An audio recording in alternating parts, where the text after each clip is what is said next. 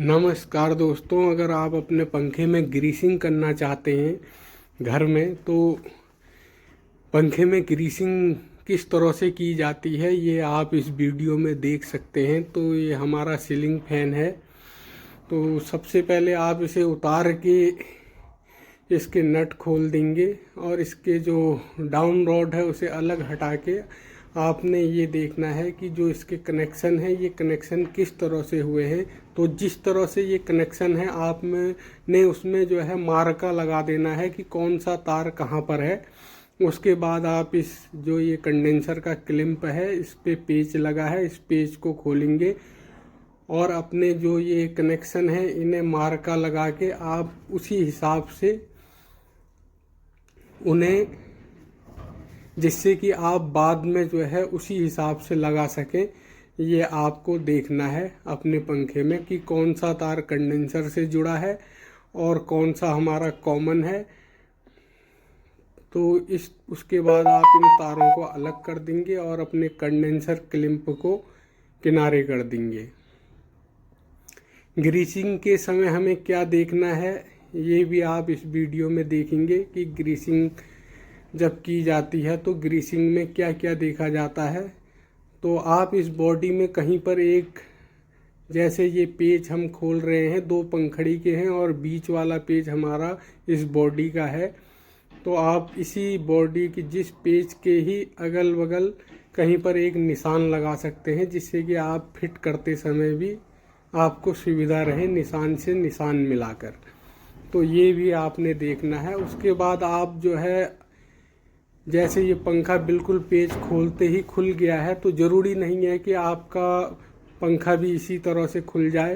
तो अगर आपका पंखा नहीं खुलता है तो आप ये दोनों इस ढांचे के बीच में जो लाइनिंग आपको गैप दिखेगा वहाँ पर पेचकस डाल के आप दोनों साइड से इसे इस तरह से खोल सकते हैं, इस तरह से खोल सकते हैं। और अगर आपका पंखा एक दो बार पहले रिपेयर हुआ है तो आपको थोड़ा हथौड़ी भी चलानी पड़ सकती है। अब हमने ये अपना पंखा खोल लिया है, तो अब हमें सबसे पहले ये देखना है कि जो इसकी मोटर है इसका पेपर जो है वीक तो नहीं हो गया है, यानी कि ये पक तो नहीं गया है। अगर ये पेपर ख़राब हो गया होगा तो ये आराम से टूट जाएगा। इस हल्का सा पेचकस लगाएंगे तो ये चटक जाएगा, टूट जाएगा। ये देखिए, तो इसका मतलब ये है कि इसका मतलब ये है कि आपका जो ये मोटर है ये भी बनेगा। इसका मतलब ये होता है, क्योंकि ये पेपर आप ग्रीसिंग करेंगे तो इसमें हथौड़ी भी आपको चलानी पड़ेगी, तो ये पेपर एक दो हथौड़ी में ही झड़ जाएगा। तो ये पेपर ऐसा होना चाहिए जैसे ये नई वाइंडिंग है, तो इसमें आप देखेंगे इस पेपर को कितना भी इधर उधर करेंगे ये टूटेगा नहीं। तो ऐसा होना चाहिए। अब देखिए, मैं इसमें हथौड़ी मारूंगा तो इसका ये पुराना पेपर जो है ये सब झड़ गया है टूट के। इससे हमारी कोयल जो है बॉडी से टच हो गई है और अब इस मोटर में करंट आ जाएगा, इस पंखे में करंट आ जाएगा, क्योंकि इसका जो इंसुलेशन है, ये पेपर है, सेफ्टी वाल्व है, ये जो है टूट गया है। तो उसके बाद आप इसमें ऊपर से एक दो हथौड़ी मार के या हल्का सा ठोक के इसे निकाल लेंगे। ये सब हमें ग्रीसिंग में ही देखना है। अब आप इसके बेरिंग देखेंगे तो ये बेरिंग जो है ऐसे ठीक लग रहे हैं। ये स्प्रिंग है इसका, तो ये इसका वाशर है जो बेरिंग के ऊपर लगा रहता है। दो वाशर होते हैं इसमें, एक ऊपर एक नीचे, किसी में नहीं भी होते हैं।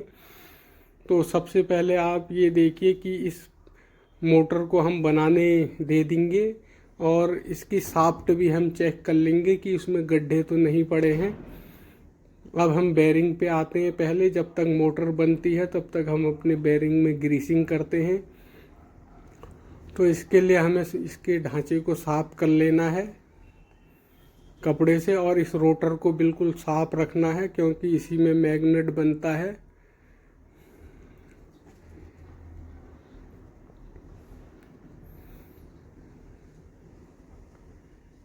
तो आप इस बेरिंग को घुमाएंगे तो ये देखिए, ये जो है सूख गया है, इसका ग्रीस सूख गया है। और बेरिंग दोनों ठीक हैं, ये इसमें कोई चाल नहीं है, बेरिंग ठीक है। अब चाहे तो आप इसे इस ढांचे से निकाल के इसमें ग्रीसिंग कर सकते हैं, और या फिर इस तरह से ही हल्की सी सफाई करके इसकी पेचकस वगैरह से इसमें ऑयल डाल दें, मोमलेल डाल दें। और अगर आप इसे निकालते हैं तो कितने बार निकालने में बेरिंग फिर आवाज़ करने लगता है, तो इसलिए हम इसे ऐसे ही करेंगे। हमें इसके साथ, क्योंकि इस बेरिंग में कोई चाल नहीं है, तो हम ऐसे ही इसमें 4-5 बूंद मोमलेल की डाल के हल्का सा प्लास से पकड़ के घुमाएंगे तो ये आराम से जो है घूमने लग जाएगा। ये देखिए इस तरह से घूमने लग गया है। ये ऐसे ही 1-2 बार घुमा के इसे थोड़ा फ्री कर लेंगे। जितना सूखा हुआ ग्रीस निकलता है उसे निकल जाने दीजिए, और उसके बाद आप इसमें नया ग्रीस लगा दीजिए इस तरह से। ये हमारा ऊपर वाला ढांचा है, तो इस तरह से हम इसमें ग्रीस लगा देंगे। हमें ग्रीस ज़्यादा भी नहीं लगाना है, थोड़ा बहुत लगाना है। इस तरह से हमारे ग्रीस में ऑलरेडी मोमलेल होता है, लेकिन फिर भी हम इसे रमा करने के लिए थोड़ा सा जो है मोमलेल डाल देते हैं इसमें इस तरह से, और इसे थोड़ा घुमा के ग्रीस सेट कर देंगे। इसी में हमें ग्रीस को फैलाना नहीं है। इस तरह से हम इसे घुमा के, अब हमारा इसमें हो गया। अब जो इसका नीचे का बेस है, कितने लोग जब ग्रीसिंग करते हैं तो जो ये हमारा रोटर है इसमें ग्रीस लगा देते हैं, जबकि यहाँ पर ग्रीस मोमलेल कुछ नहीं लगना चाहिए। इसे साफ और सूखा होना चाहिए, तो हमें अपने रोटर में बिल्कुल ग्रीस नहीं लगाना है, अन्यथा हमारे पंखे की स्पीड कम हो जाएगी। अब हम नीचे वाले बेरिंग में थोड़ा सा मोमलेल डालेंगे। हमें हमारे बेरिंग में अगर चाल नहीं है, कुछ नहीं है, और हल्का सा प्लास से घुमाने पर घूम जा रहा है, तो हमें उसे निकालने की ज़रूरत नहीं है। ज़बरदस्ती का सौदा हमने मोल नहीं लेना है। बस इसी तरह से आप इसमें ग्रीस लगा दीजिए। इसका ग्रीस अभी उतना सूखा भी नहीं है, तो हल्का मोमलेल डाल के आप हल्का हल्का इसमें ग्रीस लगा दीजिए। न कि हमें ग्रीस उसमें पतोड़ना है, पतोड़ना नहीं है। आप बाहर कितना ग्रीस लगा दीजिए, उससे कोई फ़र्क नहीं पड़ेगा। और इस रोटर को हमेशा साफ़ रखना चाहिए। अगर इसमें जंक है तो उसे रेगमाल से घिस लेना चाहिए। और इस तरह से हमारा ये ग्रीसिंग में इतना ही यहाँ पर होता है, हल्का हल्का ग्रीस लगा के मोमलेल डाल के। अब ये हमारी जो मोटर है, इसमें हमें ये देखेंगे जो ये शाफ्ट है, ये शाफ्ट यहाँ पर जहाँ पर बेरिंग फंसता है वहाँ पर कटी तो नहीं है। तो इसमें दोनों साइड से हम देखेंगे। अगर ये इसमें हम जब हम इसे बेरिंग में डालेंगे तो ये आराम से ऊपर नीचे नहीं होनी चाहिए, इसे थोड़ा टाइट बेरिंग में जाना चाहिए, हल्का सा टाइट।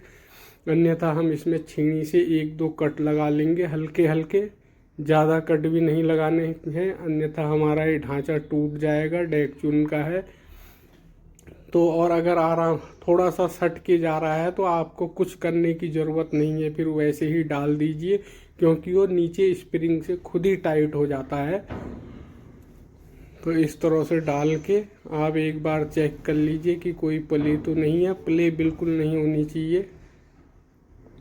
प्ले होगी तो वो हमारे रोटर से टकराएगा, और निकालते समय जो है ये, जब हम इसे डालते हैं तो निकालते समय तो निकल जाएगा, डालते समय कोई तार इधर उधर ना हो गई हो, ये देख लीजिए। और उसके बाद बेरिंग जो हमारा ये स्प्रिंग है, इसे डाल के इसमें हल्का सा मोमलेल लगा देंगे, स्प्रिंग में मोमलेल हल्का सा और थोड़ा सा ग्रीस इस तरह से लगा देंगे। उसके बाद इस वाशर को इसकी जगह पे लगा के अपना रोटर लगा देंगे, और रोटर को अच्छी तरह से दबा के एक बार चेक कर लेंगे। इस तरह से अच्छी तरह से दबा लेना है रोटर, और फिर ऐसे ही नीचे का ढक्कन लगाने से पहले इसे घुमा लेंगे कि ये टकरा तो नहीं रहा है या फंस तो नहीं रहा है। बिल्कुल फ्री घूमनी चाहिए मोटर, इसमें इस तरह से फ्री घूमनी चाहिए मोटर। उसके बाद हम इसमें अपना नीचे वाला बेस जो है पंखे में छेद से छेद मिलाकर, या फिर आपने कहीं पर निशान लगाया है तो उस निशान से निशान मिला के आप इसे जो है इस तरह से कस लीजिए। अपने तीनों पेज को है कस लेने हैं हमने। जब आप इसमें पीस कसेंगे, जैसे ये हमने छेद से छेद मिला लिए हैं बिल्कुल, और एक बार घुमा लीजिए इस तरह से घुमा के आप अपने पेज इसमें तीनों पेज डाल लीजिए। इस तरह से तीनों पेज डाल के आपने तीनों पेज एक साथ कसने हैं धीरे धीरे, न कि पहले एक कस लिया फिर दूसरा टाइट कर लिया, इस तरह से नहीं। तीनों पेज बराबर बराबर कसने हैं। तीनों पेज जब बराबर बराबर कसें तो फिर बीच बीच में अपने मोटर को घुमाते रहें। तो इस तरह से ये हमारा पंखा जो है फिट हो जाएगा।